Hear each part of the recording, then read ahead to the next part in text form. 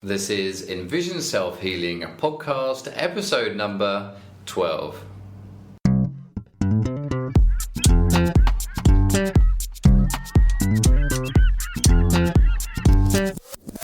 Hi, I'm Will Fuller. And I'm Richard Miller. And we are the co-creators of EnvisionSelfHealing.com and are dedicated in helping you improve your eyesight and quality of life by taking healing into your own hands.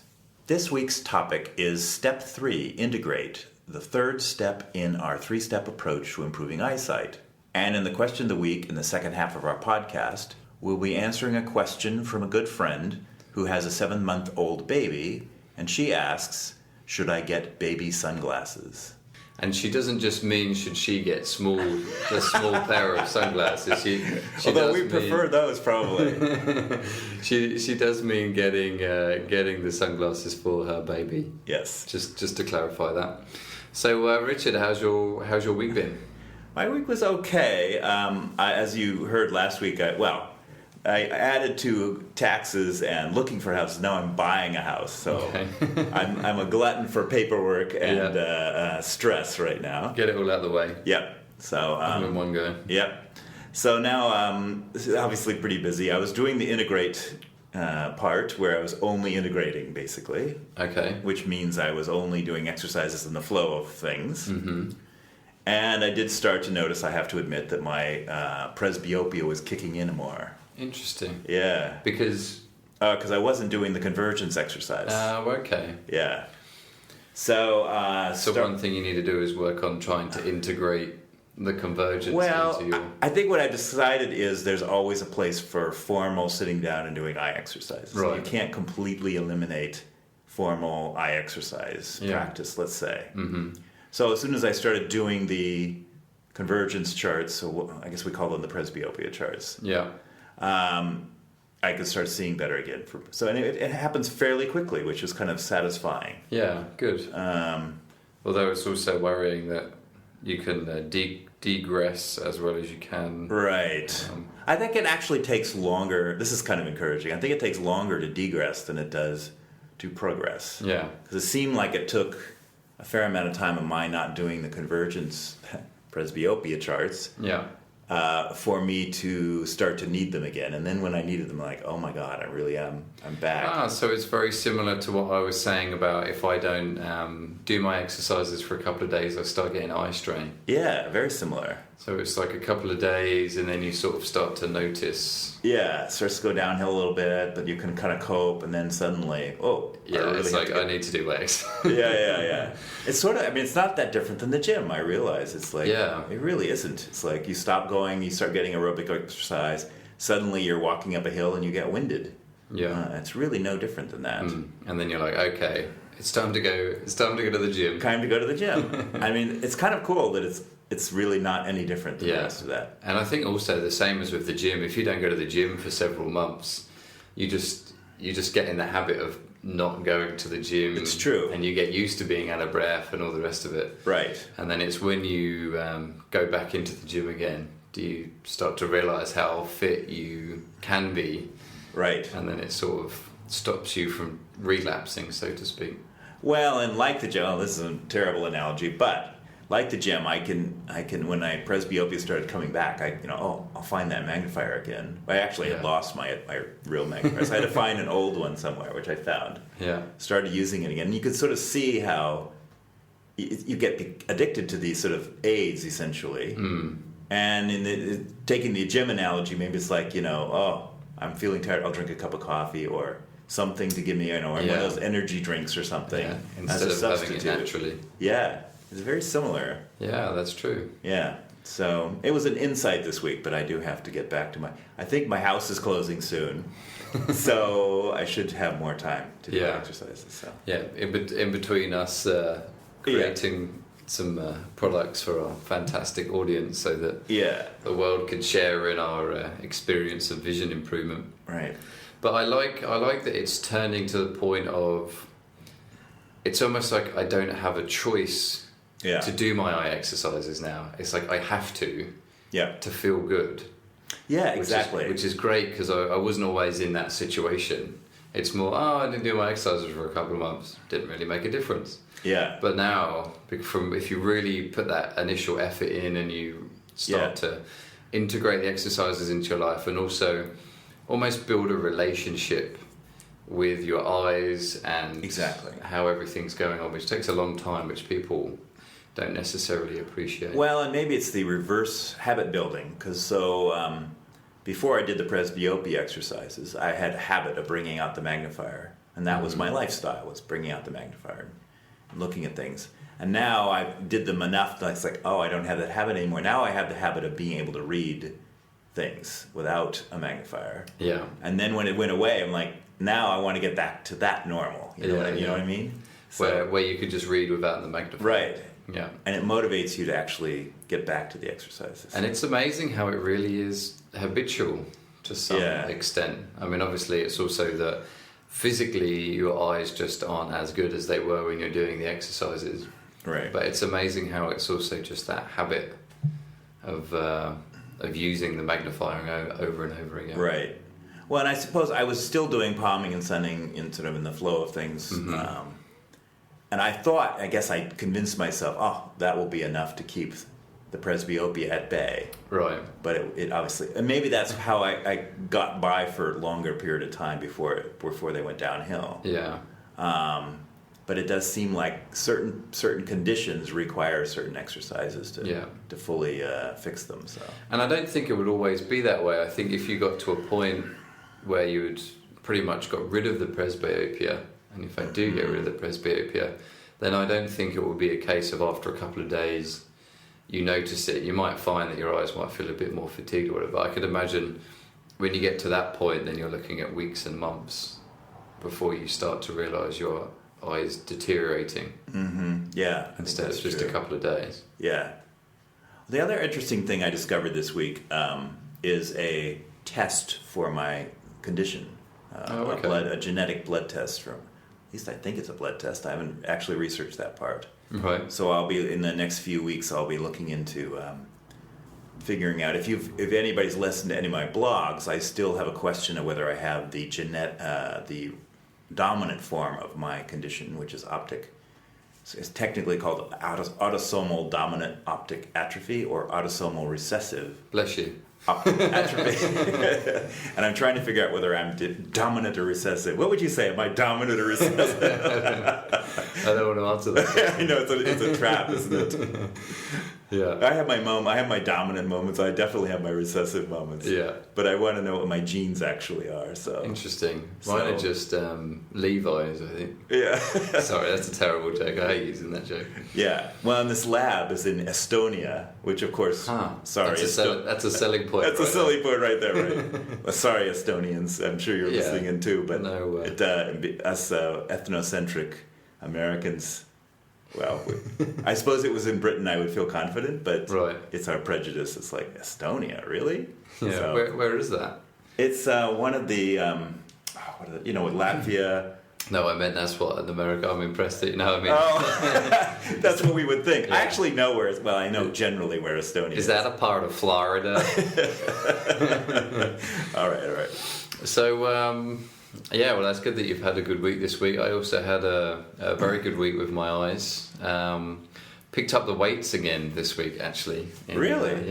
Sort of want to try and start working more body and strengthening exercises into my daily routine, which is going well. A little bit sore, but enjoy it as just the same as, it's been a few months since I've done weights, so it's nice to jump back in again, and so I feel weaker than I normally do because I feel like all my muscles are aching from when I've done the weights. Yeah. But I guess that's something you get used to. So I was pleased about that, and also my juicing was better this week, and I think it was because I sort of realised before, when I said that I was getting a lax in my juicing, I was sort of missing a couple of days here and there, and a few weeks ago, and I sort of realised I was trying to watch myself when I wasn't motivated to do the juicing. Like, why wasn't I doing it when I was getting up in the morning?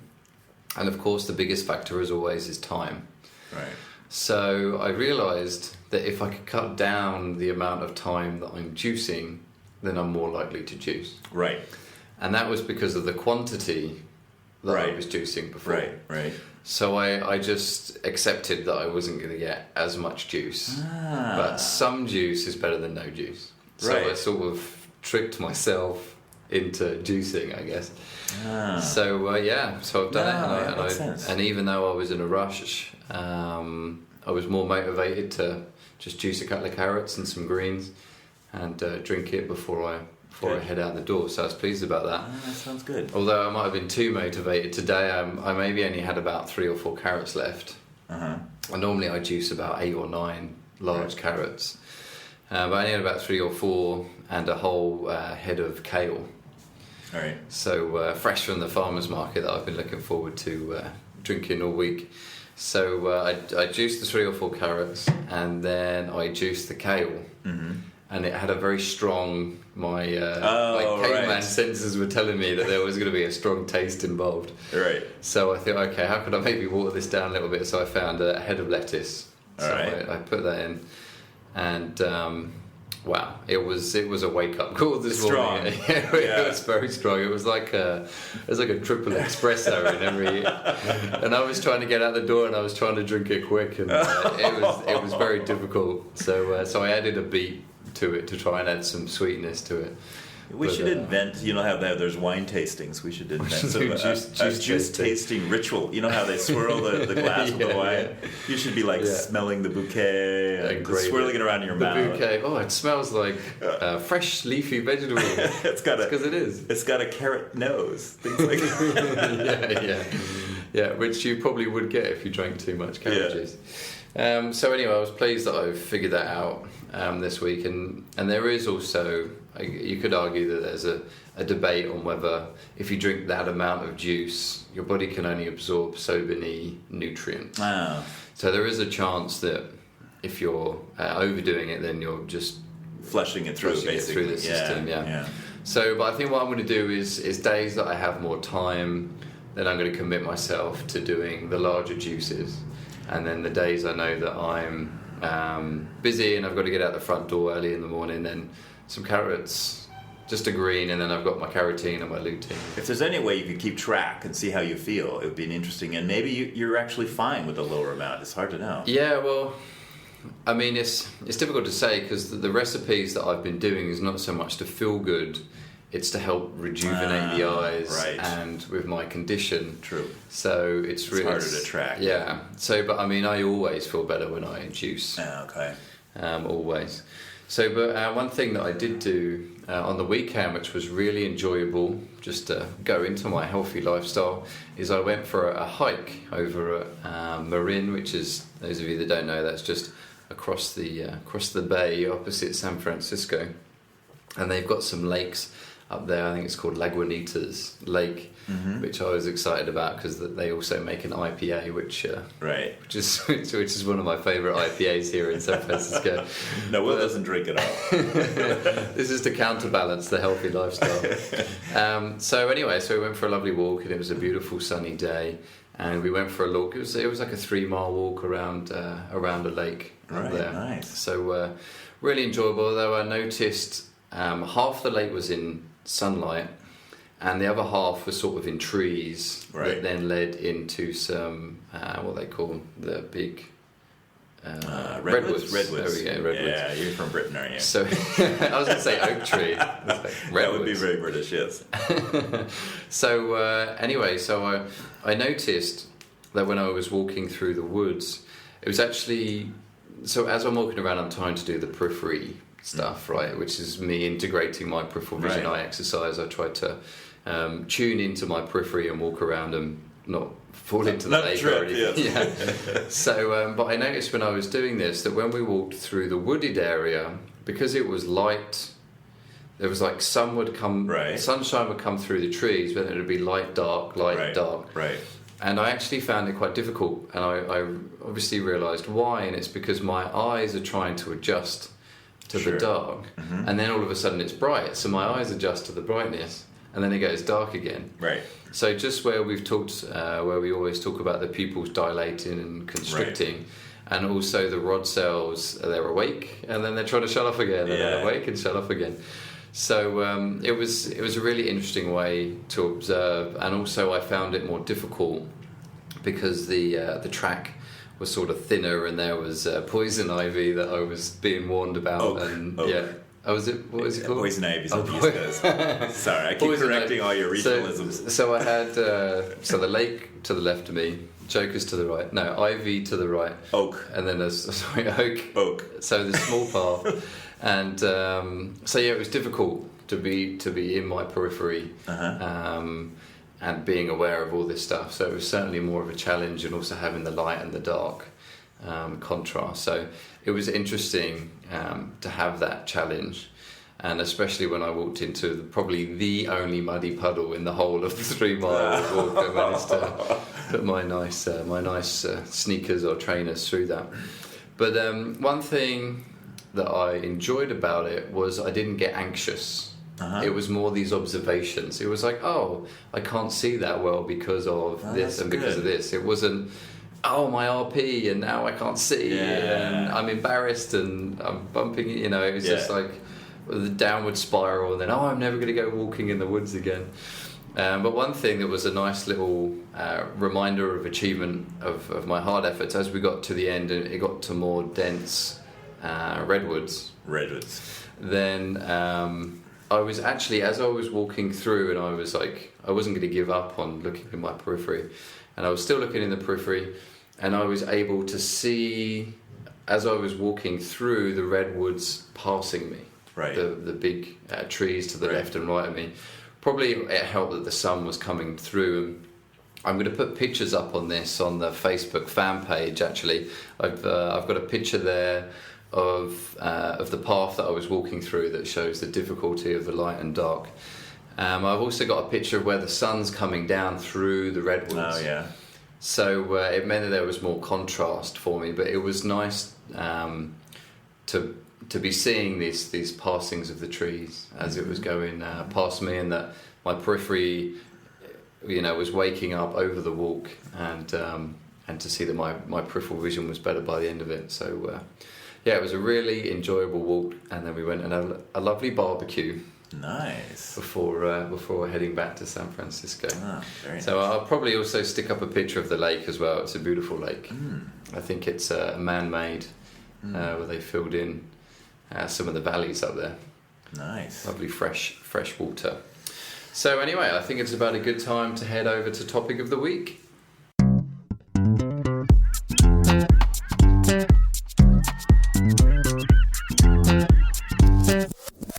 And the topic this week is Step 3, Integrate, the third step in our 3-step approach to improving eyesight.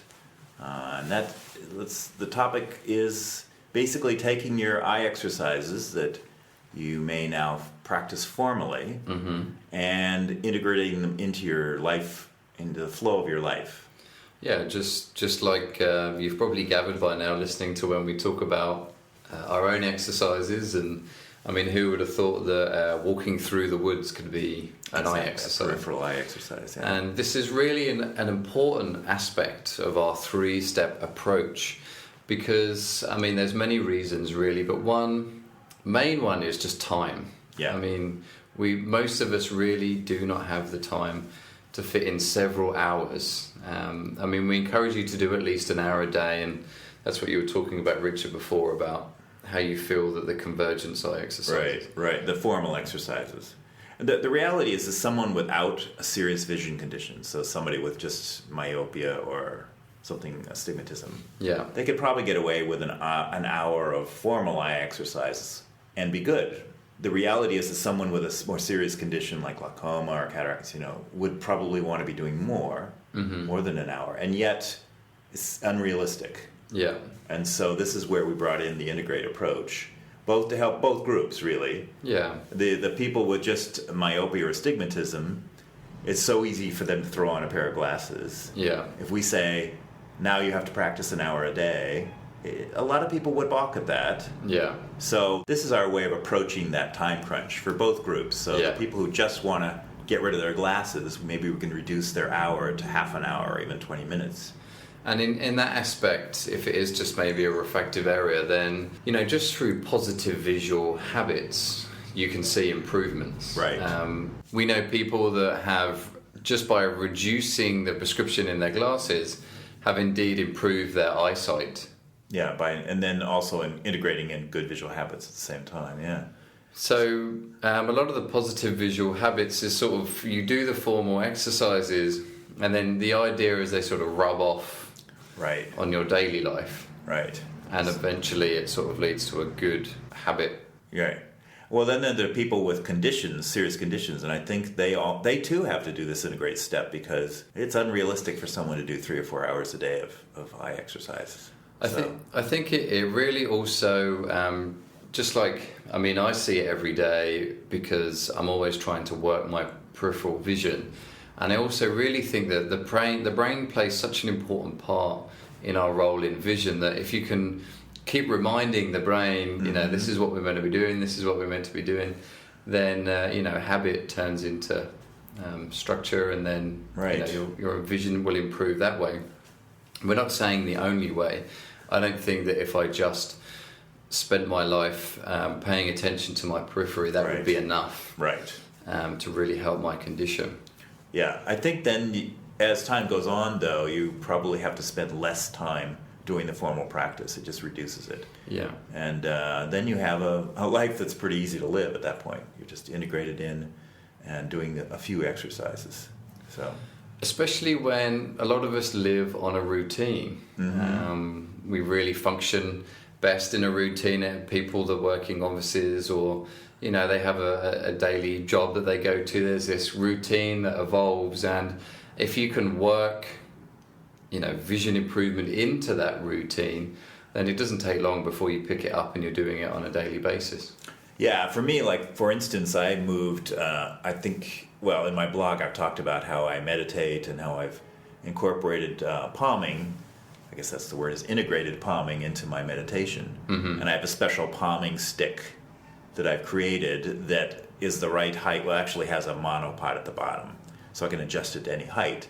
But I've set the height so that I can sit on a meditation bench and palm at the same time. Oh, okay. So that was number one, my integration. I did that a while ago. But just recently, the simple fact of I moved my meditation bench and my palming stick to my bedroom from my massage room. Right. And it meant, I get out of bed, I walk over, I get on the meditation bench. It's so much easier to build into your life that way. In some ways, that's kind of an integration step too, of figuring out how the habit pattern can flow easily into your life. And that's made a big difference for me. So then I can palm right when I get up, I can palm right before I go to bed, because I'm looking at it as I come into the bedroom or if I get out of the bed. It really helps. And I've noticed that it can also work with any sort of lifestyle habit, even healthy eating. I know that if I have something like oats or porridge in the morning for breakfast, then my tendency is to have a cup of tea with it, maybe a nice Earl Grey. Whereas if I have something like granola and fruit in the morning, then I'm more inclined to want to have a juice, something sort of fresh. And it's almost over the years, obviously growing up and having the porridge and a cup of tea, and it's a habitual thing that I do. So it's the thought of having the porridge and juice just doesn't enter my mind at all. Right. So if if there's no fruit in the house or there's no granola in the house, then I go to the porridge, and then if I'm having porridge, then I have a cup of tea. So it's interesting how we sort of associate certain things, and if you can change and manipulate your habits around to be positive ones, then your vision improvement can be that much easier. Yeah, you're almost tricking yourself a little bit. You think you could I'm in control of my life, I can decide what I do. It's like, well, you kind of have to trick yourself too a little bit. And I guess part of it comes from acknowledging, and this is such an important part of vision improvement that we've not really even touched base on yet. And it's sort of being honest with your daily habits and your lifestyle, and sort of observing what you're doing. And part of that comes through the vision journal, and just some guidance as well, having people that have experienced it, and sort of say, okay, where can I fit these exercises into my daily life and it's sort of getting rid of the excuses of, oh, I don't have time to do 3 hours of eye exercises every Right. day. Yeah. And we're saying, well, don't.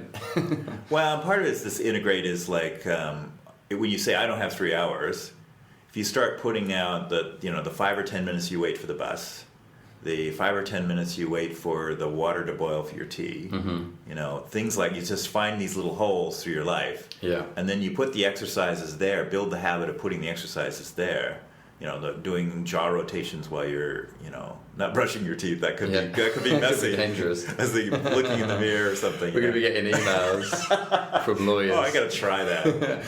My client was doing your jaw rotations whilst brushing his teeth. Yeah, the challenge is to follow the teeth with the toothbrush while it's moving. Very, very challenging. And certainly really easy things like shoulder rotations while you're on the computer or waiting for a bus. There's so many things that if you really tally up at the end of the day, you'll realise that you're actually doing a couple of hours of eye exercises without even thinking about it. Right. And even small things like today when we were having lunch and I realised that I could see a light up in the top left-hand corner of my periphery. Yeah, he stopped talking to me. I couldn't concentrate. I was like, wow, I can see a light. And it actually took my attention. Yeah. But it just meant that for the rest of the conversation, I was still listening to the conversation, but my attention was around me, and I was taking in the lights and people walking past, and it's still stimulating the periphery, and it's still doing the eye exercises, just not necessarily in a formal way. Right. And I think the other factor, though, is the embarrassment factor. I mean, when you start integrating these things in, you start being the guy who stands on the street corner, waving his head back with his eyes closed, doing sunning, and you just have to get over that at some point. Or wearing obstruction glasses in public, things like that. And I think a big part of that comes from when you start seeing the improvements. Yeah. It's like, do you know what? In comparison to the improvements, I don't care what people think. Everyone thinks everyone's crazy anyway. That's true. And just think, if you actually start getting asked about it, then you can say, I'm doing eye exercise, and you can pass the word on. So. Well, hopefully one day we get to a point where you will see somebody doing eye exercises at a bus stop and you could say, hey, are you doing those eye exercises from those Envision Self-Healing guys? Yeah. And they would go, yeah. And they were like, wow, let's join our own group. Yeah. That's how it's going to be. That's going to be it that way, yes, for sure. And when we start selling our Envision Self-Healing t-shirts and polo tops, just so that, and it will say, and on the t-shirt it will say, yes, I am doing eye exercises. Yes. Definitely got to do that at some point. Don't call the police, I'm doing eye exercises. I'm not crazy, maybe that's it. I'm not crazy. Don't call the funny farm, I'm doing eye exercises. Envision says I'm not crazy, so I'm not. Yeah. Okay, great. Well, a very important topic there that we're really only just touching base.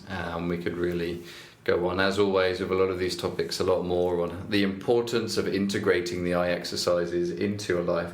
But we hope that gives you a little bit more of an insight into why the integration is such an important part, and probably something that you're going to want to do anyway, because very few people have the time, and instead of spending hours every day doing these eye exercises, you can cut it up 50-50 or start working it into your life and still see the benefits the vision improvement has to offer outside the frustration of a tight time frame. Right. Sounds good. So let's move on to a question of the week.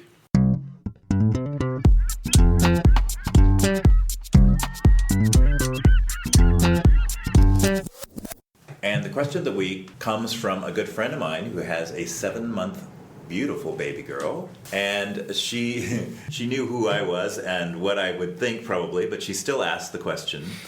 yeah, I love that. Yeah. What do you think about this? Baby sunglasses? I think she knew the answer, but she had read some advertisement. Oh, you got to hear this. The advertisement said, what is it? Your eyes get sunburned too. I'm just like, oh my God, how can they possibly say that? You could rub factor 50 SPF on your eyeballs. Yeah, just rub sunscreen in your eyes. That makes sense. We've come up with a new surgery that implants sun cream into your eye. So I've never seen this, but apparently there are babies walking around with sunglasses on, tiny little sunglasses. Oh, I've seen it before. You've seen it? Yeah, I've seen children. It breaks my heart. It really does. All right. So let's tear this apart. Oh, but I've never heard of babies though. I've seen children with sunglasses. All right. So the first thing that's got to be going wrong here is you're putting a baby is developing all of these muscles and brain connections and all of these very important things, and you're putting an artificial thing over their eyes at a very crucial moment. It just seems really not the right, very unsensible thing to do. And so, but for those of you a bit more of an understanding on why that is, and it's because the eye actually has a layer called melanin, which is the same as what you have in your skin, which protects you from sun rays. Right. So there is that layer there that is already protecting you from the sun, and very few people know that. Right. Well, let's go through the eye a little bit more systematically. So, number one, the rays they're worried about, I guess, are UV rays. That's the. At such a young age. I know. So anyway, the lens absorbs most of the UV rays to begin with. So any damage they're worried about is probably at the retina. Although I guess you could make an argument they're trying to protect babies from cataracts when they're 60, which is like, who's going to do that study, you know? Yeah. Anyway, but the lens absorbs UV rays, and then the macula is yellow. Yeah. So it absorbs UV and high blue rays. And protects the macula from that. And then then there's the pigmented layer beyond that, which is dark and sort of kills all the light beyond that. Yeah. And that's where the melanin is, and that's what the melanin is there for, is to absorb that excess light. So my big fear is that, obviously, if you're in a country that is dark all the time, as opposed to somebody that's in a country with lots of sunshine, then you're going to develop less melanin because you don't need it. So if you want a really, really white baby, maybe you should put sunglasses on. So my fear with this is that you think that you're helping your child, when in fact it just means they're not developing this natural defense that the body has to sunlight. Right. As well as, I'm sorry, I'm irate about this, as well as you're not exercising their pupils at a young age when these muscles are developing and the motor skills are developing, and, well, it's involuntary, but still, the skills of the pupil shrinking and dilating. And you could think of it, so, and those of you that have been following our podcast and our other material will know that the pupil constricts when it's bright sun out, and that in itself is a defense mechanism against the sun. It means that only as the light is being focused on the macula, which is what Richard just said, is yellow in color and helps protect it that little bit more. So the eye is protecting itself by shrinking and reducing the amount of light. So it's only going through that central part of the lens. Now, ironically, if you're having your child or even yourself is wearing sunglasses, then it means that constrictor muscle is becoming weak. So it's more likely to be dilated, so that if you are out, then you're getting more sun in your eye than if you hadn't have worn the sunglasses in the first place. So I guess people could say, well, you just wear sunglasses all the time. Yeah, for the rest of your life, all the time, yeah. I'm sure if this was a Ray-Ban advert, then definitely that's what we would be saying. Yeah. But you could be doing yourself a disjustice in the long run by wearing the sunglasses and encourage your children from wearing sunglasses as well. Well, and my friend is the same. She wears sunglasses as well. And she complains, and the baby doesn't complain, but both of them are sensitive to light, essentially. So when they come out, she puts on her sunglasses, and when the baby is out, she wants to put sunglasses on. The baby is blinking and stuff like that. And I think that's just a sign that it hasn't spent enough time outdoors, or well, and it's just developing. Her visual system is developing. And I mean, also, and I don't want to overgo there, but the cones respond to sunlight. That's what the cones respond better to. So if you're not getting that natural sunlight, then you're making me even more. I know. Sorry about it. But I think it's a good time to say that obviously in extreme situations, and not we're talking about in general here. So if your baby is going snowboarding, definitely get the baby sunglasses. Or maybe you're out on a boat and it's a white boat and you've got the light reflecting off the ocean, or I know when the sun is setting and maybe you're pushing the pram in that direction and the light is directly. See, but normally, I mean, just wear a hat. That is true. Just put a hat on. And actually, she did say that. It's like, I could put a hat on. Is that good? And I said, yes, put a hat on. So we definitely recommend hats over sunglasses, and indeed just hats in general to help take that glare off. But still, you really, I mean, over the past couple of million years, you know, we've managed to develop this ability to survive out in the wild in the sunshine. I don't know why all of a sudden man feels that they need a pair of sunglasses. Right. Probably because they're around $200 and they're Gucci, Armani. Just made up my own brand there. And yes, it is a fashion statement for a lot of people, and a lot of people will say, well, how can I go without my sunglasses? And I suppose the thing is I mean, if you really have to, then just from time to time for fashion purposes, but really you shouldn't be wearing your sunglasses. Ironically, fashion purposes, I guess on the beach it is fashionable, isn't it? I see it a lot at night for fashion purposes. Yeah. That's even the worst part. So, but I will say, I remember along similar lines, my sister, who has a 3-year-old niece, and when I went back to visit again, she said, "Oh, I saved this article for you. You've got to listen to this." Yeah. She was like, "You need to listen to this and tell me what you think." So she read it to me, and it was an article in a mum's magazine. It was like Mum's Monthly or whatever. And I'm sure if that is a real magazine, I apologise if it's not you. I just tried to make that up. Anyway, so at least 500,000, 1 million women read this thing every week or every month.